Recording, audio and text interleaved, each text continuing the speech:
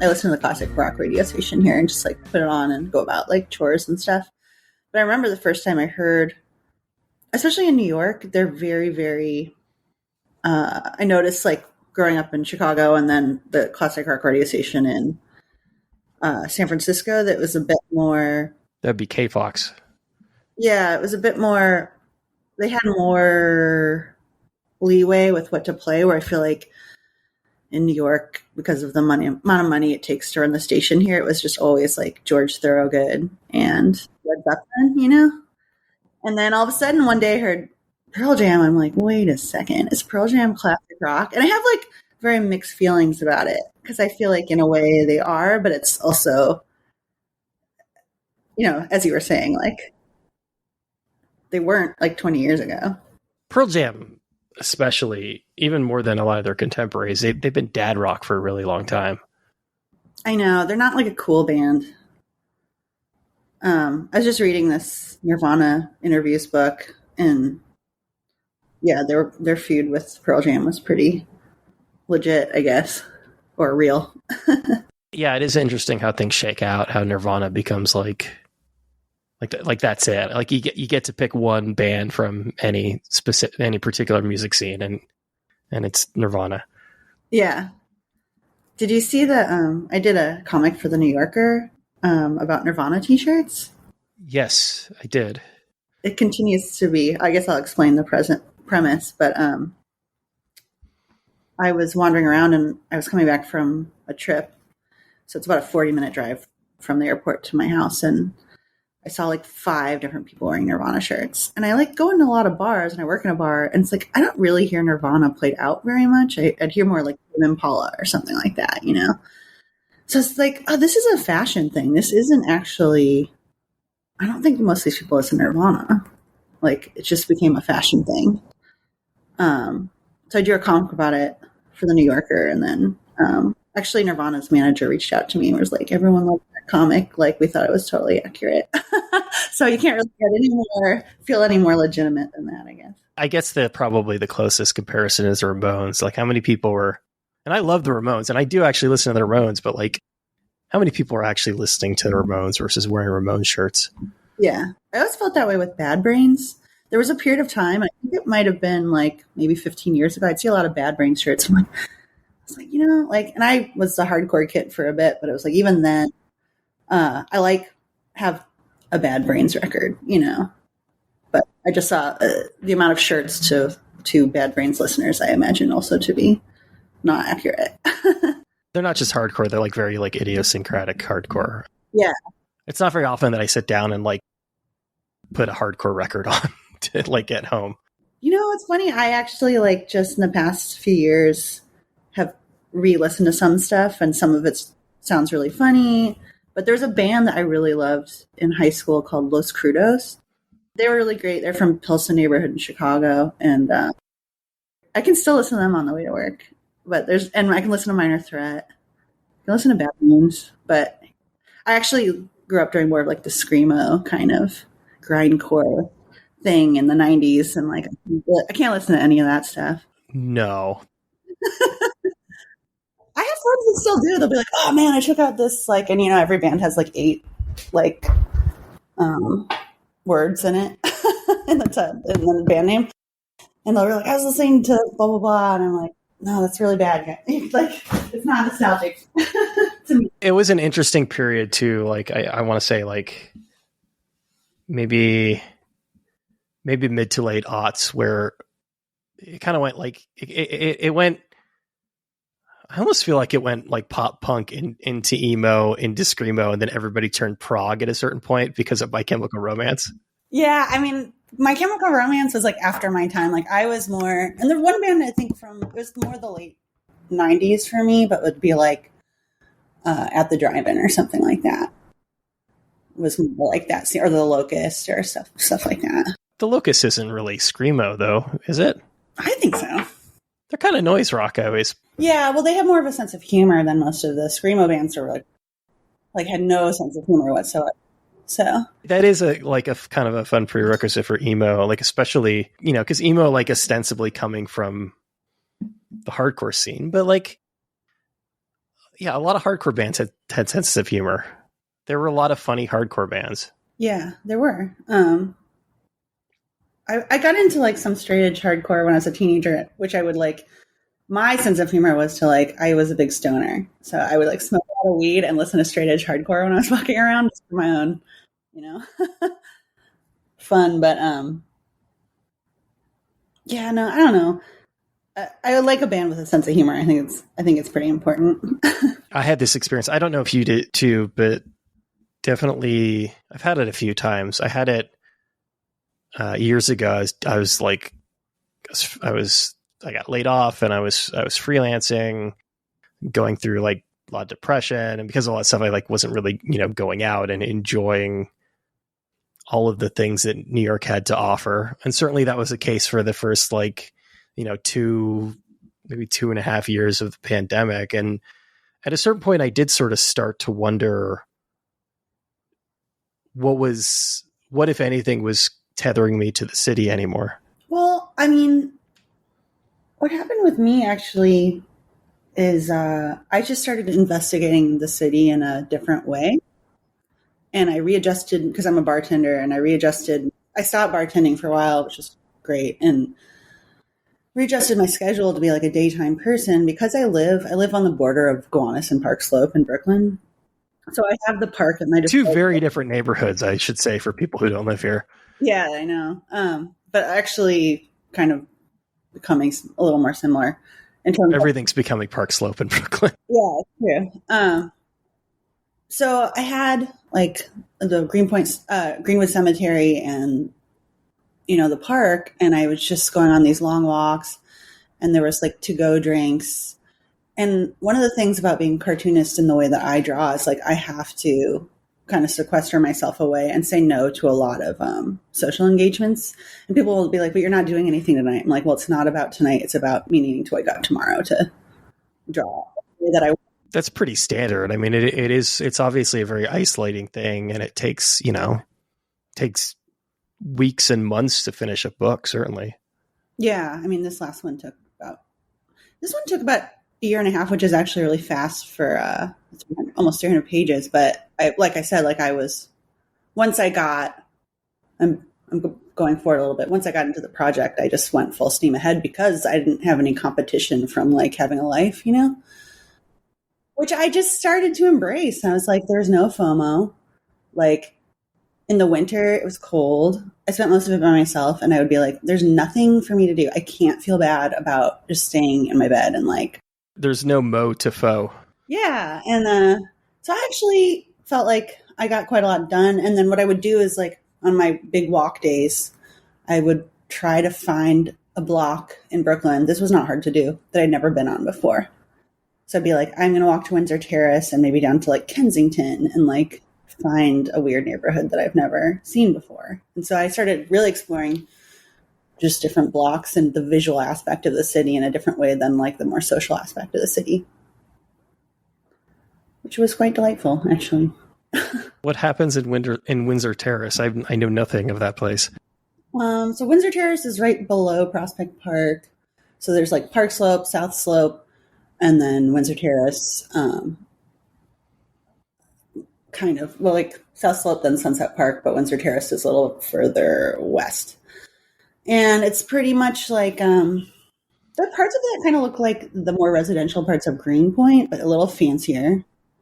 It borders, I think, Bay Ridge. So there's some old school families, a lot of American flag kind of things. But then there's like this one strip that has like, it's almost like a small town encapsulated in one strip, because we like one sushi place, one bar, one, fancy restaurant, one Indian spot. And, they're all pretty good. So I like to go to the park, and there's one bar I go to called Double Windsor down there that I have a lot of friends that work at. So one of the interesting things about the city is that I'm in Astoria and pretty much have been since I moved out here, but especially that kind of no man's land between Brooklyn and Queens is there's a ton of cemeteries there. Mm-hmm. Greenwood obviously being probably the biggest, I would guess, in the boroughs.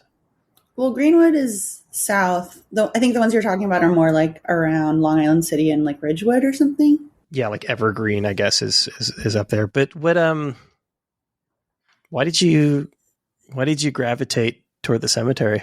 It's really beautiful. I mean, it's the landscaping there, like, because I've been going consistently for so long that I know when they're going to plant certain flowers in certain places. And they've been growing out the grass because, like the Victoria era, like mowed lawns, that just stuck. But it's not really good for the planet and for the flora and fauna. So they've been growing that out. So now all these birds are gravitating, and then there's all these bird watchers in there, and they have programs, and they have like film showings, and they have like concerts. And like there's this bush I always visit in the late summer that always has like 100 butterflies on it. And I know some of the guards. I talk to them. So I don't know. It's like my favorite place, I guess, in Brooklyn. I always bring people there, and I always forget to ask, like, are you okay with going to a cemetery? I don't even think about it that way anymore. To me, it's more like a park. None of the things you describe, like all of the things that you describe, were things that sort of cropped up around the actual grave area. Well, the graves are really great too, because I mean, there'll be these huge, like, there's a lot of famous people. I go visit like Basquiat, and there's like this Steinway mausoleum, and but there'll be sometimes, the people who were buried there were very wealthy. It was like 1836 they started it, so it was a lot of people from Manhattan that were like being buried over there because they could have these grand like mausoleums and stuff. So like I'll like see a big mausoleum, and I like research the name, and I'll like learn a bit about Brooklyn or Manhattan history also. That happened to me as well. I mean, certainly like a more touristy spot, but I would often walk across the bridge and end up in Central Park. It is an interesting thing that happens where, I mean, obviously, like we all start to take things for granted. You can take the city for granted really easily, but it did sort of afford people the opportunity to really sort of stop and look around and recognize all of the history that's really baked into the places we go all the time. Yeah, I agree with you. I mean, the person who developed Central Park also developed Prospect Park, but like Central Park, everyone, around the country who comes to New York, Central Park, but like, you go to Prospect Park, like it's more casual because it's Brooklyn, but it's just as beautiful, I think, honestly. Yeah. But yeah, so were you able to get, like, what was your remedy for that kind of seclusion during that time for yourself? It's not a super original answer, but I also started walking. But one of the things that I really found that I think goes unremarked upon a lot are the islands and the rivers. I ended up at like Roosevelt, Randall as well. But Roosevelt I don't know if you've spent any time there, but Roosevelt is a fascinating place. I haven't. I would love to go there. It's fascinating for two reasons. One is that it's just this like self-contained city in the middle of the river. Mm-hmm. And obviously, like, it's easy enough to get to and from it. There's a bridge. They've got those, the gondolas that go over there from Midtown. But also, there's the there's a bunch of like influenza, typhoid like wards there. Like Typhoid Mary lived on Roosevelt Island. Mm-hmm. That's where they like stuck her for a long time. So that was, there's a lighthouse there. I mean, that was an interesting piece of it, was really kind of going and just, because you had nothing else to do, just sort of sitting around and kind of finding the story behind these places. I wish I had gotten up to the Bronx a little bit more. Basically, with the exception of Central Park, like pretty much every large park in Manhattan used to be a potter's field. Mm-hmm. That's just where they would bury people.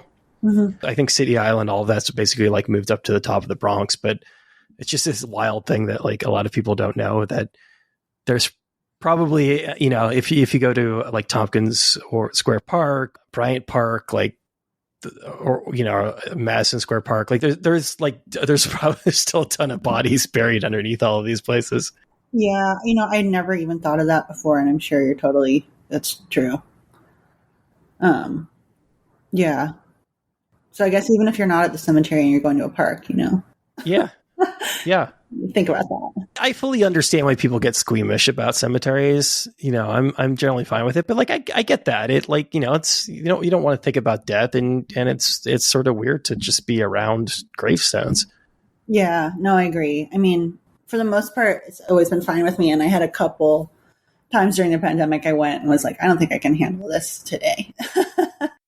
But it's just about whatever meaning it takes on for you at the moment. You know what I mean? Because like I said, like I'm looking at really different aspects of it than I think most people would think of in a cemetery. Well, again, completely understandable. People wanted to be away from death for a bit. Absolutely. I mean, we haven't gotten into the book yet or anything, but I mean, that was a big part of my pandemic was just like, what is the opposite of what I'm doing right now? And, it's like with all that was going on in those years, like it was really depressing on so many different levels. And I was like, kind of went back and started like really embracing the dumber things that I like in the universe. And when I say dumb, I don't mean like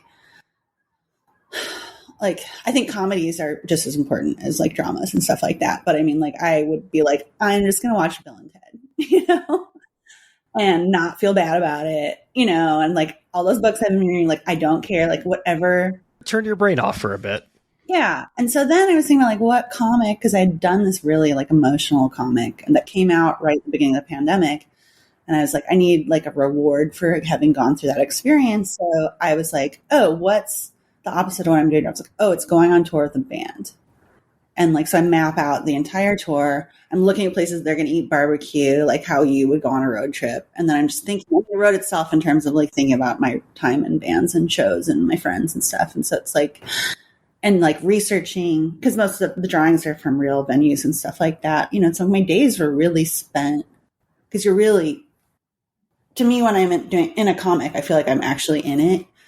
So it really helped being like, okay, today I'm in Salt Lake City at this venue and there's like some tacos. And that's where I was instead of being where I was, I was reading it on my flight over the weekend and I was thinking a lot about how good of a framing device a tour is, it just really, it segments really nicely and you can create a great narrative arc just based on a multi-city tour. I don't know. I mean, it's not super plot heavy as you've read it, but it's like what it really is a character study. And I wanted to just like drop you in there. And that's like, you're learning about the characters and their relationships as the tour goes, which I actually feel is like the most realistic portrayal because it's like when you're on tour with the band, it's like, you're not really talking about like, you're divorced from your life back home.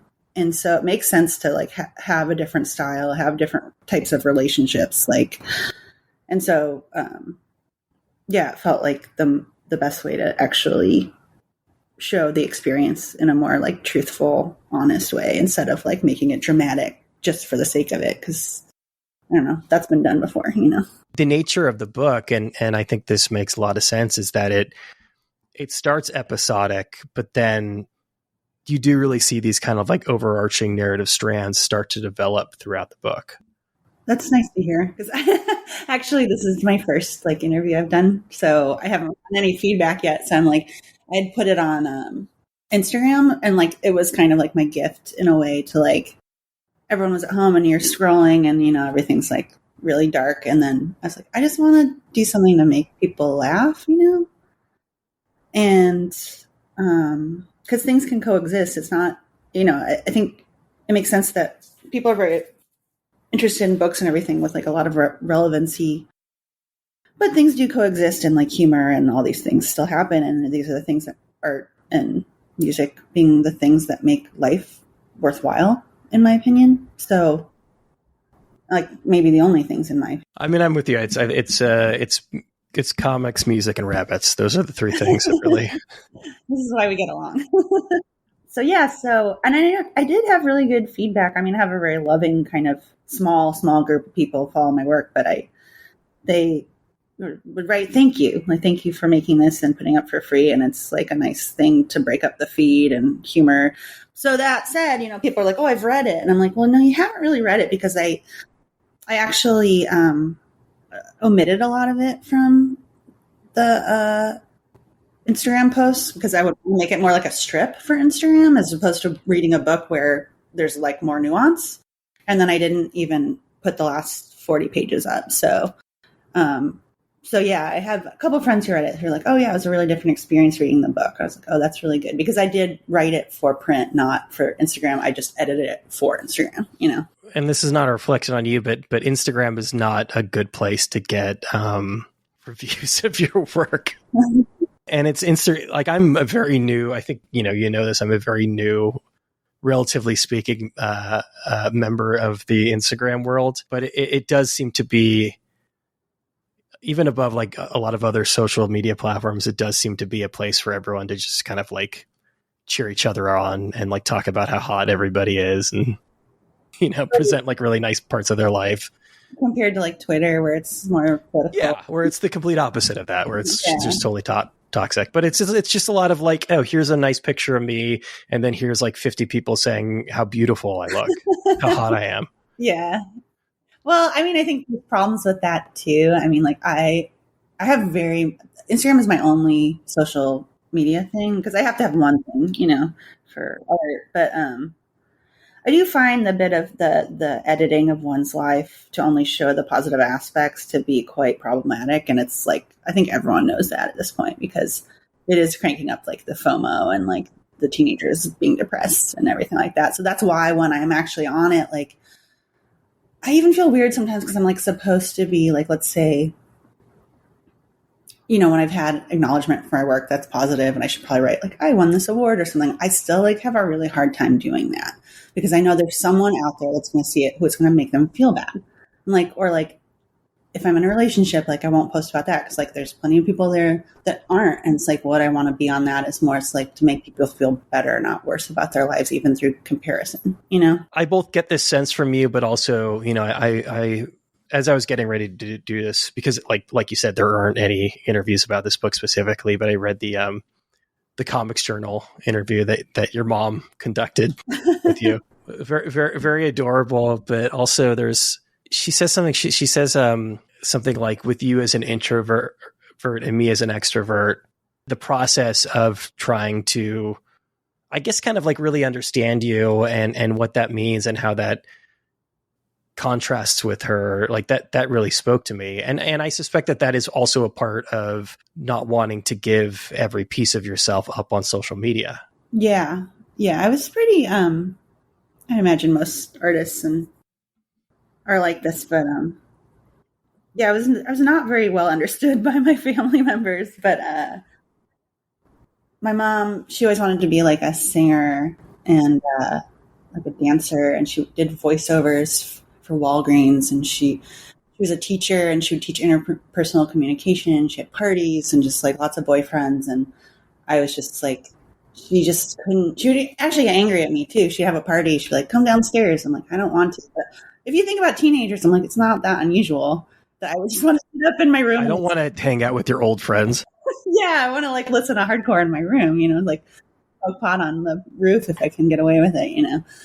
But, I think it was more of a struggle for her than for me. But I think what I've done with that kind of experience is like, hope that it's made me more accepting person of other people, because like to be someone who is like the black sheep and to be not understood and to have your kind of things that you care about be seen as kind of negative things, like in terms of like, I was like a vegan in the 90s when it was like not popular, and you know, just loving different, you know, being a tomboy at the time they would call you tomboy. I don't know. Now it doesn't really matter, but, and feeling like, well, I don't ever want to make anyone feel the way I was made to feel for being my authentic self, you know? So in this way within my family, it's like all kind of turned around at this point where it's like, I'm very much accepted and they like my company because I'm like, I'm the only one that's not like giving anyone a hard time. I'm like, well, you just do you. I don't understand what it's like to be, you know, in this, you know, wanting to be in politics or wanting to do whatever they want to do. But I don't have any feelings good or bad about it because it's your journey, you know. But it sounds like it was really a process for her to understand you. Yeah, for sure. Yeah. It was very frustrating to her. I've only like pretty relatively recently in the last couple of years really sort of understood what it means to be an introvert and what it and recognize the fact that I am one, because it was really hard for me to reconcile what I do for a living, like talking to strangers or, like interviewing somebody on a stage in front of like a big crowd. But then, I go to a party where I don't know anybody and just like completely shut down in the corner. And I couldn't, certainly this has been a problem with like relationships that I've had, because it's really hard to reconcile those things. But it's also something that like I've really had to figure out about myself, what it means and kind of how it manifests itself day to day. I feel like I understand that a lot because, like bartending, you have to engage anyone, right, who comes in. Probably some terrible, terrible, very drunk people. Yeah, it can be really difficult. I've had to like learn, and I've been doing this for a long time, but just recently I was like, oh, what if I try inactive listening? It's like when people come in, instead of, because it's my nature to like engage and to be, pretty empathetic with people, but it's like, you just can't give away all your energy to strangers. So I'll just kind of like, I just do a lot of nodding and stuff like that. But the one thing that when I am, if I'm just out at a party, like I'm not I do employ those same things, but like, I also feel like I'm off duty. So I don't know. I don't really like parties very much. But I also think with you in interviews, there's got to be some similarity or overlap there, because it's like I have a wooden bar between me and the person and a purpose for us both being there, me needing money and them needing a drink. And like, this is a little more honest, but there's still a transactional element. I'm not even thinking of it in that crass of terms. I'm thinking of it like for you, like sure, like I do think it certainly applies to being a bartender, having to engage with and be nice to people you don't necessarily like. But even beyond that, like there's two things that you do that a lot of people wouldn't have the nerve to do. You stand up on stage and you perform music in front of people, and then you make art and show it with the world. And these are, I don't know if they're extroverted activities, but certainly they're not something that we would think of as being traditionally introverted. Well, I think that and I wonder what your realization as to what a true introvert is, because actually I got this from my mom, and she says, it's about where you get your energy. She's like, I get energy when I go out and talk to people. You get depleted. I have a friend, a very good friend of mine, and we had this whole long, fun conversation about it. And I was like, I think that you're an extrovert. But the thing with her is that she's so shy. So it's like she's a shy extrovert. So she wants to be around people and, wants to interact, and she gets excited. But then she's also so shy and self-conscious that becomes hard. Whereas I'm completely the opposite, where I'm not shy. I'm not particularly self-conscious in most social situations.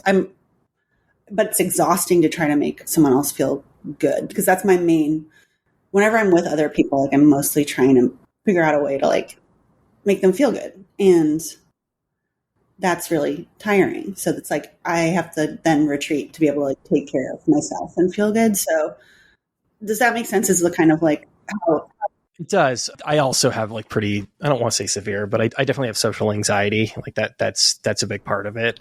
Mm-hmm. I just have like a lot of anxiety generally, and I think those things like dovetail in a kind of in a negative way for me. But the energy thing does make a lot of sense, and I've heard other people frame it that way, of and again, like if it's in the setting of a relationship of, yeah, like I'll go to your thing, I'll support you, but like then you've kind of got to understand that I just like need time for myself afterwards. Yeah, exactly. Yeah, I have a lot of friends who, I think for people who don't feel this way, it's like, I know a lot of people have a really hard time understanding it. I do feel this way, and I had difficulty understanding it. Yeah, I've always felt pretty confident about my feelings with it and like what I need to do for myself. But I do have people in my life who don't get it, and I find myself having to avoid them, even though I really like them, because it'll be time for me to go, or a certain situation that I don't feel like comfortable in. and that they keep inviting me to anyways. And I'm like, I don't like this type of situation. Like, please don't invite me to this and make me feel bad for not going to it, because we can figure out between the two of us, have a compromise and go have a drink at a bar by ourselves and have like a more interesting conversation than spending time with people that you know that I don't particularly enjoy. But you don't understand that because you kind of just enjoy everybody, you know? And so I'm like some curmudgeon, but I'm just like, I'm sorry, I don't enjoy everybody. It's just, I don't. An interesting experience for me during the pandemic was a genuine fear about how well I adapted to being by myself, like how comfortable it felt. And like, that was like an actual worry. I you know, at a certain point it was like, yeah, I feel like I can kind of do this indefinitely. And I don't think that that's a good thing. Yeah, I know. Like, I have some residual kind of like stuff with that where I don't know if this happened to you, but because I did most of it alone. And then when I started meeting up with friends, like in the park or something, like you bring a drink or lunch to the park and we'd sit 6 feet away from each other. And I could only do about an hour. And I would leave feeling so exhausted.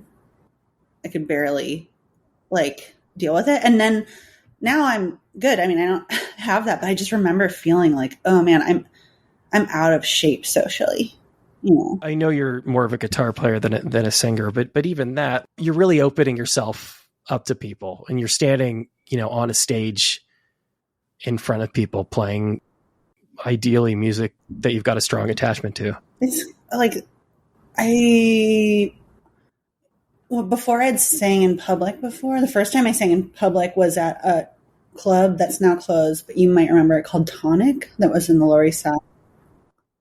It was a very cool place, and we're playing, I can't remember who we're playing with, but like there's a lot of people there that I just felt really intimidated by, like other musicians. So I'm like going up there for the first time in front of friends and musicians and singing, and I had a lot of the songs at that time were very vulnerable. And I had like a little breakdown before the first time. I was like 22, I think. And I was in a car on the way with my friend Bruno, who was playing guitar with me that night.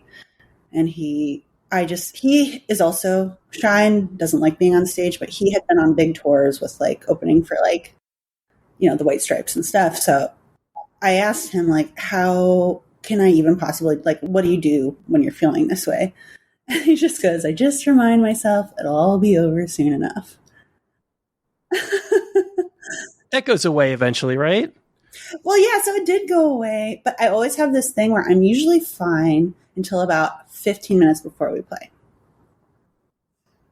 And then I get to the point where I'm comfortable on stage about 2 songs before we finish, which is actually, I feel, come a long way. I feel that really deeply, you know, because I in my job I'll do, you know, like I'll do like live TV, or again, you know, like I did an interview with, you know, a basketball player on stage in front of a large crowd in October, and it's like there is, and I don't know how universal of a feeling this is, but I could do it an infinite number of times, and it's still completely unpredictable whether or not I get the jitters, and if so, how much. There's just no way to regulate it for me. Is there, I mean, like, is it easier if you're like somewhat friendly and more comfortable with a person and then not? If you've got a rapport with somebody, like, for sure, even if you don't know them, like, you know, you can tell. I mean, you know, you talk to people, you get interviewed a lot, and, you know, you can tell within the first couple minutes generally, you know, if the conversation's going to flow well. Yeah. And if people are going to be responsive or guarded, or I've had interviewers who were flat out bizarrely dismissive of me. Like, I had a couple of really terrible ones, but almost like I got this kind of like, well, why am I interviewing you kind of thing. And then I would look up who they were because they offended me so much. And oh, you definitely wrote your own Wikipedia page about your zine. So I don't feel bad. I can't say that every single person I've interviewed for work, I've been like, you know, like super enamored with their stuff, but yeah, like generally like almost 600 episodes of the show, it's like I only talk to people for this thing that I do for myself because I think that it's going to be an interesting conversation. Do you get pitched ever? And then you're like, I do. Yeah. And it's a mixed bag, but I like having breadth. I got pitched recently a children's performer. And I was like, I don't know anything about it. It's probably a super interesting world. Like, yeah, I'll totally have that conversation. Oh, how did it go? Because I met a children's performer recently. This just happened in the last day or two, but like I'm totally into that idea because I'm completely fascinated by that world. Like what draws people to it and just the kind of the day to day. Yeah, this is a few years ago. I guess it wasn't recently, but it's all relative. But I was actually in the airport and I was waiting in the taxi line, and I was right behind these two guys carrying all this musical equipment that were like, like vaguely rock, but like not really, it was like, but I was checking out their gear, and they just turned to me they got a big car. They turned to me right before they got into the car and were like, hey, you look like you're going to Park Slope, which I actually took as kind of like an insult. But you weren't dragging a stroller behind you, were you? Right, exactly. I was like, I thought I looked cooler than that. But I was like, I kind of am. They're like, hop on in. So I hop on in with these guys. And like, I know that seems like dangerous or whatever, but it's like, I can really tell for the most part. And I've been right, knock on wood, like the majority of my life. It's like, if people are okay or not. Yeah, I can tell in like the first 5 minutes of someone being in the bar if they're going to be a problem. It's like, even if they're not a problem yet. But so anyways, so like these guys are cool. So I'm like hanging out with these guys. I'm like, so what's your deal? Like, we have all this musical equipment, and there's children performers that were like at the Grammys, and they were just telling me all the they had been like nominated for Grammy for best children's, and they lost to this person. But I became the interviewer in that situation. I was just like, man, tell me all about this. Like, who won? What do you think of them? Are you guys friends? Like, you wanted the dirt. Yeah, children's entertainment on the Grammy level. So I found it to be really fascinating. The other aspect too for you is that I also think like just the act of like not making art, but putting that art into the world is an intimate thing in and of itself. But also, you mentioned the book that you had come out at the beginning of the pandemic, which is, it is a memoir. It's not just a memoir. It's like a deeply personal memoir, and every aspect of that process sounds extremely difficult to me. Yeah, that was not a fun book. I also feel like, and then of course it came out right at the beginning of the pandemic when like no one cares about like abortion and about like the choice of having children, I knew it was going to happen with Roe versus Wade. I mean, I didn't know, but I was like, this seems like that's where we're headed. So it felt like an appropriate time to do that. But it wasn't fun. And like doing the press for that fucking blew, There's a sense in which you're opening yourself up for more probing when you write that kind of thing. Yeah, I'm also like not an activist but that was also what I used to tell people. It's like, why did you do this book? I'm like, the reason I drew this book and put myself through that situation is because of all the reasons I didn't want to, if that makes sense. Like shame? Like shame, like fear, and like all the things that I imagine that every other woman and, have been going through in regards to that. And that's never talked about because like, it's almost like saying like, saying the women and their experience and their lives aren't important, basically. And so if I have a small group of people, and I don't even care if they read the book or not, but they could look at it because at some point in their lives they may have to go through this and go like, oh, well, I love that cartoonist and she went through it too. And that like makes me feel less alone. So it was like about solidarity. But at the same time, it's also about, because I was 35 when that happened, leading up, that's like the time when you're a woman that you have to be like, okay, am I getting on this train or not? Really? Having kids. Yeah. So it was like, I had been thinking about that for a long time. And then it's like, I just developed this kind of feeling of like, I don't know if I think it's a good idea, even like, I don't know how much I'm kind of a misanthrope. So the human species, I'm like, I don't think we're the best species. I don't think there needs to be more of us. I really don't. I don't think if I had a kid, they probably wouldn't do anything very important. Like, let's just put it all online. Like, I love them. Most people don't do anything. Most people don't change the world as much as we like to say that it's at least a possibility. Not that you have to. I mean, I talked to my sister-in-law, and she has this thing. She's like, people, like more people, the better. People putting people on the planet's great. I'm just like, I couldn't disagree with you more. I'm with you, and I'm kind of trying to be mindful of the fact that that as a guy, I've got a much longer leeway, a much longer runway to just be completely indecisive about it. I mean, like I know where I am right now with it, but also I could give myself a period of like 5 or 10 years when I didn't really know. And I know that like for biological reasons, you're not necessarily afforded that same ability. Yeah. Yeah.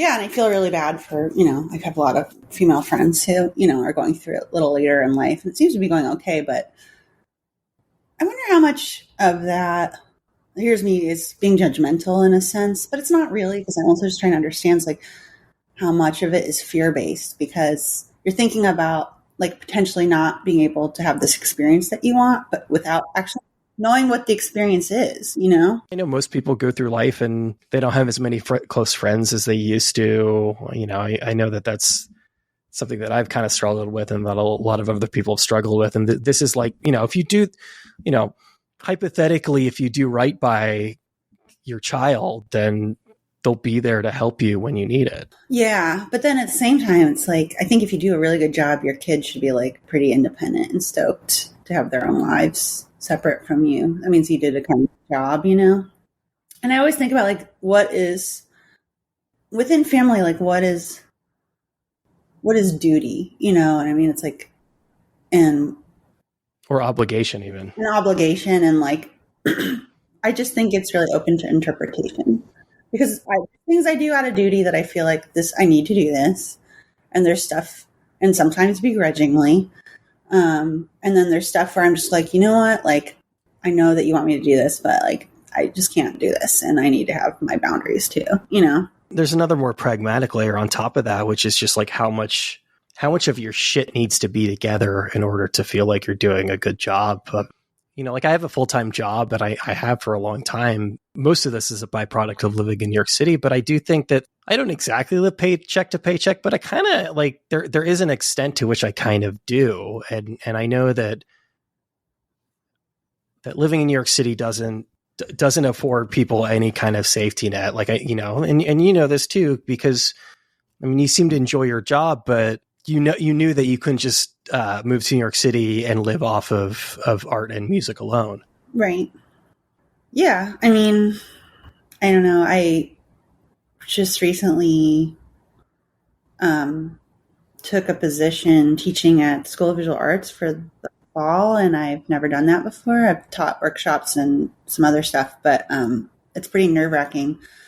And one of the things, I don't even know if I should really be saying this on here, but one of the things that I was talking to the head of department was about, and he was like, how do I tell these kids, like, I want to help them with their journey on this, because I know at least there's going to be one kid that I meet doing this that's going to be doing it no matter what, the way that I've done it, And when that happens, I don't know. But like when I went to school for comics at SVA, I think no one I graduated with actually did anything with it in my year, at least. There was a couple other people. But that said, like most people don't do what their undergraduate degree is anyways. It's more about time to figure out who you are or should be as that and gain knowledge. So it's like, I want to help with that journey and like the journey of being in something and not just thinking about the product and the money. That said, you're investing a whole lot of money and time into this. And what's the best advice I can give you? My best advice, if you want to draw comics, is like, get a fucking job. I think I'm lucky from the standpoint that I've been able to survive as a writer. Like I do, I write for a living.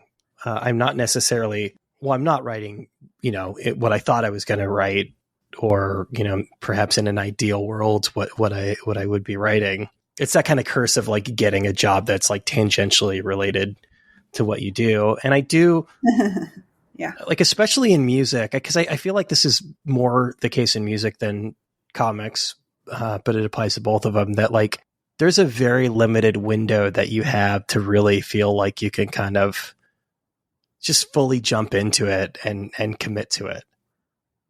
Mm-hmm. Yeah, I never felt like I had much of a choice. Like, I just wasn't, like, there's nothing practical about how I live. It's just not a good idea. And I remember my father being like, this is a bad idea. And I'm like, you know what? He was totally right. But I just couldn't help myself. And I think had I not been on this journey that I continue to be on, I don't think I'd be a happy person, because it's just, there's something in me that I needed to do it, to prove it to myself or to prove it to everyone else that I could do it, for, all those teenage years of being told you're like an idiot or something, like, I'm not an idiot. Like, I'm actually, like, I know this thing's stupid, but it's like, I think I could be really good at it, Yeah. So I don't know. In another way, it's like, I do feel fortunate that I've had a kind of like guiding light that has made my life not easy, but it's just like, I know people who's like, they have no guiding light. They have no North Star. They don't have a passion. And then they're trying to place that passion on other things and people. And then that doesn't work out. And there's a lot of cycles of like, I think, depression around that. It's like people really not knowing what makes them happy. They're going, I'm not happy. It's like, I don't think you know what makes you happy. And that's okay. But it's like, or maybe you're not supposed to be happy. And then through that, you can find happiness or something. This particular instance of the SVA thing is kind of a limited thing, it sounds like. But do you feel like you could and want to, as you said, live the way you live kind of indefinitely? Yeah, I think it's the journey I'm on. I just don't see it being any different at this point, because I think 10 years ago, I just turned 40 this year or last year. 10 years ago, I felt like, oh, things are going to change. And like, I just got to keep putting the work in. And it's like 10 years later, it's like, really nothing's changed. But there's a freedom to that also. It's like, okay, so where do I find, if I am still deciding to do this, like, where do I find the happiness within it? And where do I find freedom within it, And do I find people? I've met really great people and have, like, I think, friendships for the rest of my life through doing it. And I like being alone, so that's a good way to, like, I don't think this is true at all, but I often thought sometimes, like, I like to be alone so much that's like I pick something where I have to be. We both meet a lot of cartoonists, and sometimes you'll meet one that's really, really jovial and engaging and like is a true introvert from time to time. But the vast majority of people who do this, who you meet, like, are kind of built for it. Yeah, exactly. Yeah, for better or worse. I do sometimes see in some friends of mine who are cartoonists, and that they can't quite get their head wrapped around, like, that there is a life outside of it, which can then kind of like make their work more limited. So it's like, I would hope also, like, now I'm thinking about like my syllabus and teaching kids and stuff, and I'm sure it'll change once I actually start doing it. But it's like trying to get them interested in other things and bringing other things into the classrooms. Like, I'm going to make you listen to like John Coltrane, and I'm going to look at Kandinsky, and like all these things have elements that like can be put into your comics, and you don't have to like want to be, I think now it's like the YA books are the most popular. So I'm sure everyone's trying to be like Rena Ticklemeyer or something, so it's like, you don't have to just mimic other people. Like, you can explore within it to find yourself. But yeah, I mean, it's the same in music, that it's just like, that's kind of, everybody starts there. Everybody starts by imitating the things they like. And if you're lucky, you find out, you develop your own voice. Yeah. Yeah, that's true.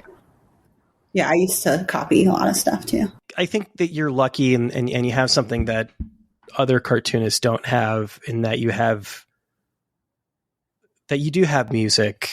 Like, you do make music. Obviously there are plenty of cartoonists who are musicians as well, but there are a lot of ways in which playing music is kind of the antithesis to making comics. I mean, it is not only a very kind of public thing, but it's an intensely collaborative process.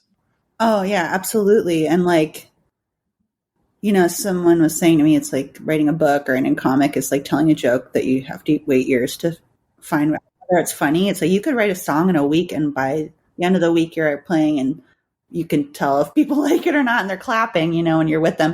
And I always felt like, there's a lot of different kind of energy in music where there's some people who like to go to shows and like to hear the band sound like the record, right? And it's more, and I'm thinking about that because like I don't particularly like that as much because it's like, what's the point of being there when I can listen to Sure, it? but I feel like if I'm going to go see Elton John, I want Elton John to sound like the record. Like there are people that it's just like, Yeah, and there's so many different layers and like gray area within that. I'm not trying to say like it's black or white, like you have to listen to like free jazz and or like you know what I mean. But it's like there. But why I was bringing that up is I do think even within that situation of someone kind of playing the record for you, that person is doing a service of like creating a party and creating a party for like-minded people to go to. So even if it is that, and then there's other people who will challenge you and it's not a party. It's like you sit at the vanguard and it's like, this is serious. And like, I love both experiences. But yeah, it's just totally opposite of cartooning. And I'd say the majority of my social life is around musicians. And I think they have a real hard time understanding like the cartooning thing. Like they respect it a lot, but when I'm telling them, it's like, you don't understand, like I have to draw for 5 hours a day in order to shoot this book for like 2 years. And I can't take days off because then take a day off here, take out, like then it's 6 months later. And this project that I can't afford to like spend more time on is pushed. It's like, you just have to be so diligent where it's like, because you are relating, when you're playing music, it's like you have other people who can do work for you.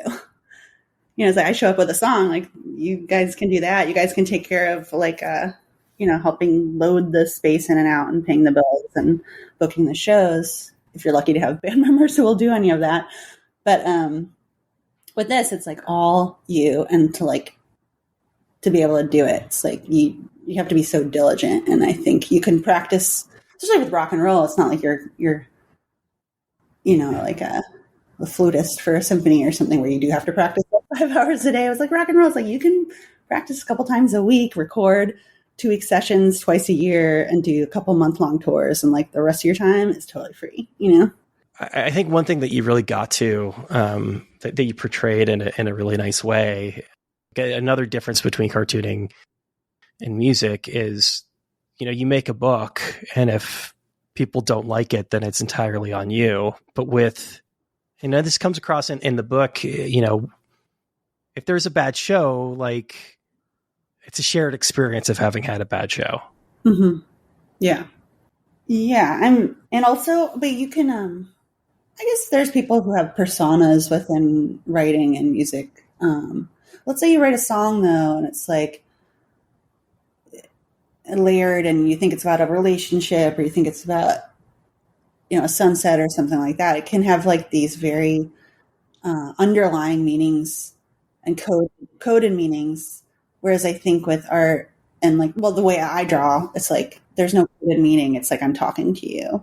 And it's like, if you don't like, it's not just a song you like, it's not a chord progression you don't like, it's not like a vocal thing that I can't control. It's like you're telling me in a way, it's like you don't like me, But that's the risk you take, I assume it's also a different experience writing a memoir and writing a book like this. Although, like, I don't know. I think maybe you have a bit of an analog in the band, or maybe somebody that you're probably a little bit, closer to as a person than the others. But it is, and obviously everybody who reads the book like assumes that it's just about you, or that it is, like thinly veiled autobiography. Yeah. But that's different too, right? I mean, that there's something about, I assume there's something about writing a memoir, a deeply personal memoir, and potentially having people not like it that cuts even deeper than doing a fictional work. It does, but I mean, I think I have actually pretty thick skin. Like when I'm saying that, it's not because I've had like a lot of problems with that.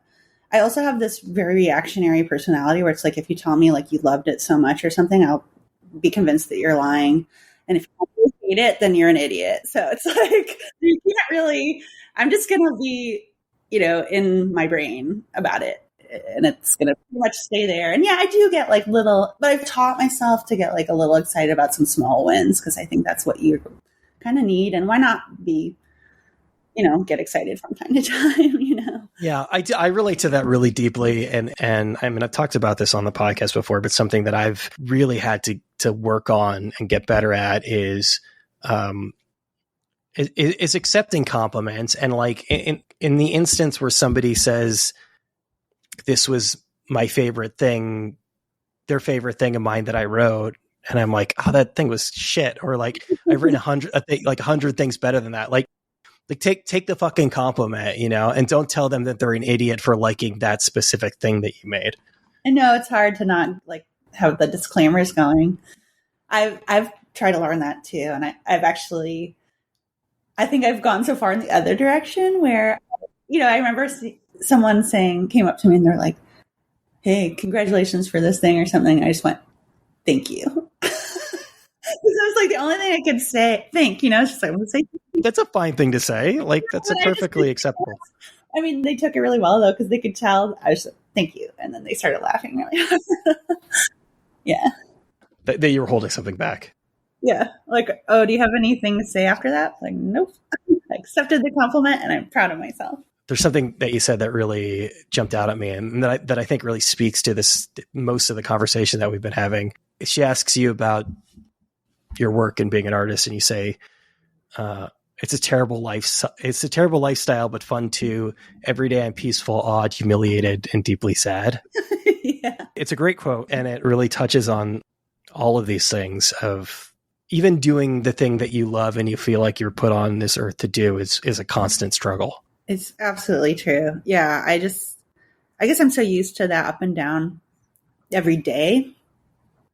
I know that sometimes like there's been years of my life like anybody else's, right? That you're like, oh, 2014 was like the worst year of my life, And like, but when you're kind of manic, it's almost like being manic depressive every day as an artist. Cause like, then you'll get excited about something that you're drawing. Like, this is going to turn out great. And then like a half an hour later, your wrist fails you and you have to redo it, or you put the wrong color down and you're angry at yourself. So it's like all day, just up and down and up. Or you're like, this entire thing was bullshit. This is terrible. Nobody's going to like it. Or at least that's a struggle that I have a lot.